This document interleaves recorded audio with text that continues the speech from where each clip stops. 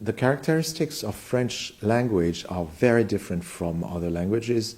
There is no real accent on any word. The accent is in the phrase, and the phrasing is always directional, so you have really to phrase in advance, which means your thought is also going fast in advance.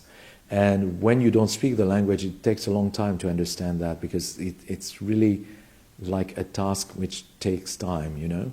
And that's the first thing. And then all the consonants are in the line, and they never do any bump. They really are in the flow, let's say. So plenty of consonants are with sound, but the sound should be on the pitch of the note, not underneath or apart from it. And so it's very contrary to German, for instance. The lead is always, almost always, saying, I do this, I feel this, this is me in this.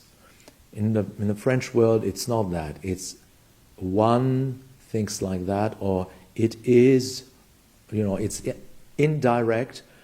I suppose, I don't know, but I suppose to make it more universal and not too personal. And so that means that the interpretation should not be psychological or dramatic, but should be more about feelings, perception of feeling, and trying to define what you are experimenting. So that's really difficult. A lot of people are either too engaged in their singing, or because they know that it's not direct, they're taking out all the physical elements, and that's not working.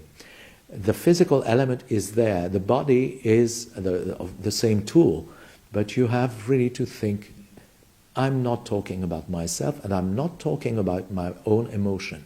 I'm talking about what a composer has taken from a poet and what it means to him or her, and just try to communicate that to the public, not communicate my feeling about it, you know. That means if you take from your voice and go to the language, then you're going to try to bring the language to your own technique, which is exactly the opposite of what you should do. You should bring your own technique to the language. The language is the achievement. The technique is the tool, not the opposite. So, in a way, it's just a matter of trusting your ear. And if you're a musician, you should have a good ear, I suppose. So, listen carefully and even copy, mock, why not? I think, like kids do, you know, kids are talented in languages and perceiving differences easily. We're not children anymore, but we should be with our ears like children.